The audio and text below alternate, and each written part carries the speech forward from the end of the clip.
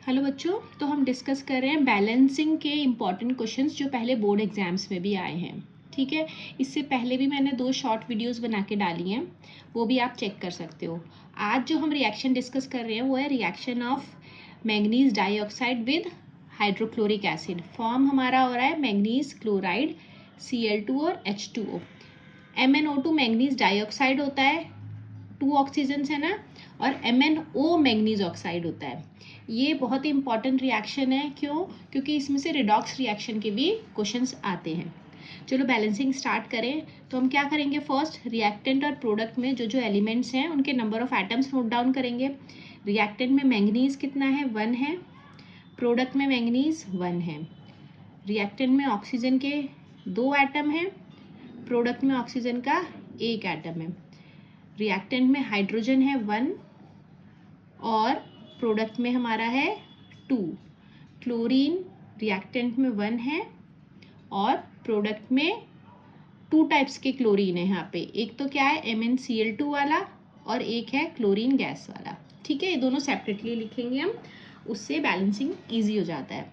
अब हमारे को बैलेंसिंग में वही सीक्वेंस फॉलो करना है। पहले मेटल करेंगे, नॉन मेटल, पॉलीएटॉमिक आयन अगर है वो, ऑक्सीजन और हाइड्रोजन लास्ट तक अपने आप बैलेंस हो जाएगा। ओके, पहले मेटल करना है तो क्या बैलेंस करेंगे, मैंगनीज ये दोनों साइड में इक्वल है, हम इसमें कुछ छेड़ेंगे नहीं। फिर हमें क्या बैलेंस करना है, नॉन मेटल, तो क्लोरीन करेंगे। क्लोरीन हमारा रिएक्टेंट में 1 है, प्रोडक्ट में 4 है, तो हम क्या करेंगे, इसको 4 से मल्टीप्लाई कर देंगे।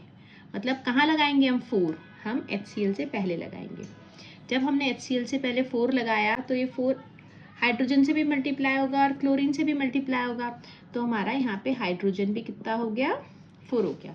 अब वापस चेक करेंगे, हर मल्टीप्लिकेशन के बाद में हमें चेक करना है। मेटल कितना है, 1 है, उसको नहीं छेड़ना है। क्लोरीन रिएक्टेंट में 4 है, प्रोडक्ट में भी 2 + 2 4 हो गया है, ये बैलेंस्ड है। अब देखो ऑक्सीजन रिएक्टेंट में 2 है, प्रोडक्ट में 1 है, तो हम इसे 2 से मल्टीप्लाई करेंगे ना, तो कहाँ लगेगा 2, ऑक्सीजन कहाँ है, वाटर में, तो यहाँ लगेगा 2। अब जब हमने वाटर से पहले 2 लगाया तो ये हाइड्रोजन से भी मल्टीप्लाई होगा और ऑक्सीजन से भी। इसका मतलब हमारा हाइड्रोजन भी 2 से मल्टीप्लाई होके कितने हो गए, 4 हो गए। अब वापस चेक करो, मैंगनीज 1 है रिएक्टेंट में भी, प्रोडक्ट में भी, ऑक्सीजन 2 ओके, हाइड्रोजन 4 और क्लोरीन भी 4 और ये 2 + 2 4, तो ये रिएक्शन क्या हो गया, हमारा बैलेंस हो गया। नेक्स्ट रिएक्शन क्या है हमारा, reaction of ferric chloride with ammonium hydroxide. बन क्या रहा है, फेरिक हाइड्रोक्साइड और अमोनियम क्लोराइड। ये हमारा कैसा रिएक्शन है, ये हमारा डबल डिस्प्लेसमेंट रिएक्शन का एग्जाम्पल है। ओके, और हम इसको FeCl3 को फेरिक क्लोराइड क्यों बोल रहे हैं और इसको फेरिक हाइड्रोक्साइड क्यों बोल रहे हैं, ये मैंने डिस्कस किया है पहले एक वीडियो में, जहाँ पे हम केमिकल फार्मूला बना रहे हैं। वहाँ मैंने आपको बताया है कि आयरन की 2 वैलेंसीज होती हैं, एक +2 और एक +3। जब आयरन +2 वैलेंसी में होता है तो हम उसे बोलते हैं फेरस, और जब +3 वैलेंसी में होता है तो उसे हम बोलते हैं फेरिक। तो यहाँ पे आयरन की वैलेंसी क्या है, +3 है, इसलिए हम बोल रहे हैं फेरिक क्लोराइड। और यहाँ पे भी आयरन की वैलेंसी 3 है, इसलिए हम इसे बोल रहे हैं फेरिक हाइड्रोक्साइड। अगर ये 2 होती तो हम इसे बोलते हैं फेरस क्लोराइड, और यहाँ पे 2 होता तो हम उसे बोलते हैं फेरस हाइड्रोक्साइड। तो एक बार आप जाके उस वीडियो को ज़रूर चेक करिएगा, मैं लिंक डिस्क्रिप्शन बॉक्स में डाल दूँगी। अब यहाँ आप एक चीज़ देखो, इस रिएक्शन में पॉलीएटॉमिक आयंस प्रेजेंट हैं। पॉलीएटॉमिक आयंस कौन से होते हैं, जिनमें एक से ज़्यादा तरीके के एटम्स होते हैं, जैसे सल्फेट, फॉस्फेट, हाइड्रोक्साइड। ठीक है, अगर आपके एग्जाम में कोई भी इक्वेशन आती है जिसमें हमारा पॉलीएटॉमिक आयन रिएक्टेंट में भी है और प्रोडक्ट में भी है, तो आप उसे एज अ ग्रुप ही बैलेंस करो। ओके, अलग अलग एलिमेंट्स को लिख के बैलेंस मत करो। अगर आप नंबर ऑफ अमोनियम यहाँ बैलेंस कर लोगे तो नाइट्रोजन और हाइड्रोजन अपने आप बैलेंस हो जाएंगे। ठीक है ना, तो देखो रिएक्टेंट में नंबर ऑफ आयरन कितना है, 1, प्रोडक्ट में भी 1 है। क्लोरीन कितना है, 3 लिखा है यहाँ, मतलब 3 है क्लोरीन के एटम।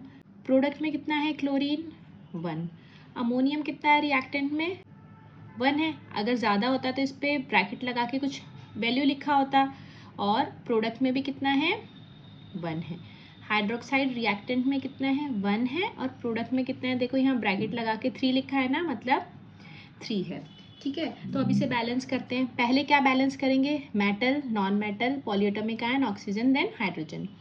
मेटल क्या है, आयरन, आयरन रिएक्टेंट प्रोडक्ट दोनों में इक्वल है। ओके, क्लोरीन रिएक्टेंट में 3 है और प्रोडक्ट में 1 है, तो हम क्या करेंगे, इसको मल्टीप्लाई बाय 3 करेंगे, मतलब हम अमोनियम क्लोराइड से पहले 3 लगाएंगे। ओके, तो ये 3 अमोनियम से भी मल्टीप्लाई होगा और क्लोरीन से भी, तो हमारा अमोनियम भी कितना हो गया, 3 हो गया। अब वापस चेक करो, आयरन 1 1, क्लोरीन 3 3, अमोनियम कितना है 1, प्रोडक्ट में 3 है, तो हम इसे 3 से मल्टीप्लाई करेंगे, मतलब अमोनियम हाइड्रोक्साइड से पहले 3 आएगा। तो ये क्या होगा, ये 3 अमोनियम से भी मल्टीप्लाई होगा और हाइड्रोक्साइड से भी, तो ये हमारे हाइड्रोक्साइड भी अब कितने हो गए, 3। अब चेक करो, आयरन रिएक्टेंट में भी 1, प्रोडक्ट में भी 1, क्लोरीन रिएक्टेंट में 3, प्रोडक्ट में 3, अमोनियम रिएक्टेंट में 3, प्रोडक्ट में 3, हाइड्रोक्साइड रिएक्टेंट में 3, प्रोडक्ट में भी 3। तो ये रिएक्शन क्या हो गया, बैलेंस हो गया।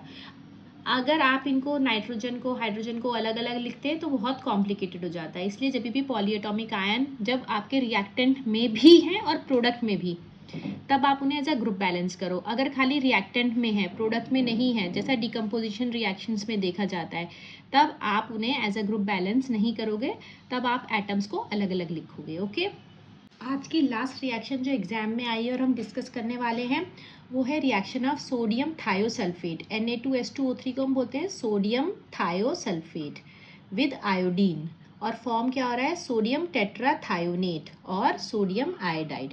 ओके, इस रिएक्शन में भी रिएक्टेंट और प्रोडक्ट में कौन कौन से एलिमेंट प्रेजेंट है, सोडियम, सल्फर, ऑक्सीजन और आयोडीन। सोडियम कितना है रिएक्टेंट में, 2, प्रोडक्ट में 2 तरीके के सोडियम है, देखो, एक तो है सोडियम टेट्राथायोनेट वाला, ठीक है, ये 2 हैं, और सोडियम आयोडाइड ये 1 है। ओके, सल्फर देखो 2 है रिएक्टेंट में, प्रोडक्ट में 4 है। ऑक्सीजन कितना है, 3 है रिएक्टेंट में, प्रोडक्ट में 6 है। और आयोडीन कितना है रिएक्टेंट में, 2 है और प्रोडक्ट में 1 है। इसमें रिएक्टेंट में 2 है हमारा सोडियम, प्रोडक्ट में कितना है, 2 + 1 3। तो ऐसे रिएक्शन में हम क्या करेंगे, अगर हम इस वाले सोडियम को 2 से मल्टीप्लाई कर देंगे तो हमारा ये टोटल सोडियम यहाँ कितने हो जाएंगे, 4 हो जाएंगे। फिर हम इस वाले सोडियम को 2 से मल्टीप्लाई करके इसे बैलेंस कर सकते हैं। ठीक है, इसका मतलब हम क्या करेंगे, जो 1 वाला सोडियम है ये, इससे पहले क्या लगा देंगे, 2, तो हमारा क्या होगा, ये सोडियम से भी मल्टीप्लाई होगा और आयोडीन से भी, तो अब हमारा आयोडीन भी कितना हो गया, 2।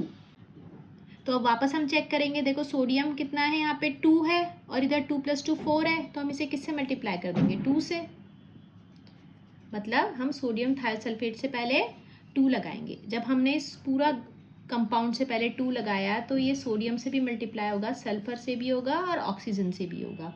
तो सोडियम तो हमने 2 × 2 4 लिख दिया है, सल्फर भी 2 से मल्टीप्लाई होगा तो सल्फर भी 4 हो गया, और ऑक्सीजन भी 2 से मल्टीप्लाई होगा तो ऑक्सीजन कितना हो गया, 6 हो गया। अब आप चेक करो वापस से, सोडियम 4 और ये भी कितना हुआ, 2 + 2 4, सल्फर 4, सल्फर प्रोडक्ट में भी 4, ऑक्सीजन 6, ऑक्सीजन प्रोडक्ट में भी 6, आयोडीन रिएक्टेंट में 2 और प्रोडक्ट में भी 2। तो ये रिएक्शन क्या हो गया, बैलेंस हो गया। सेम इसी तरीके का रिएक्शन पहले आपने बैलेंस किया है, कौन सा है वो रिएक्शन, सोडियम का जब आप वाटर से रिएक्शन करते हो तो क्या बनता है, NaOH + H2। सेम ऐसा ही है, आप कंपेयर करके देखना, ठीक है। अब जैसे जैसे मुझे आपके एग्जाम के बैलेंसिंग के क्वेश्चन मिलते चले जाएंगे, वैसे वैसे मैं वीडियोस और अपलोड करते चले जाऊंगी। ज़रूरी नहीं है वो कंटिन्यूटी में हो, और अगर आपको भी कोई एग्जाम का मिलता है कोई क्वेश्चन जो आपसे बैलेंस नहीं हो रहा हो, प्लीज़ शेयर करना, मैं आपका हेल्प करूँगी।